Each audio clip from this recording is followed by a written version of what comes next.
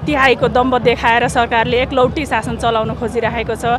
प्रतिपक्षमा बसेका जनताहरूको कुरै नसुन्ने, कसैको कुरै नसुन्ने, एकलौटी निर्णय गर्ने। अनि अहिले यो जुन गुठी सम्बन्धी विधेयक ल्याएको छ हो त्यो खारिज गर भनेको हिजो पनि त्यो एकदमै राम्रो छ भनेर हाम्रो केपी शर्माज्यू प्रधानमन्त्री जो हुनुहुन्छ उहाँले भन्नुभयो। त्यसकै विरुद्धमा यहाँ सबै जनताहरू हामी ओर्लेर रोडमा आएका छौँ अहिले।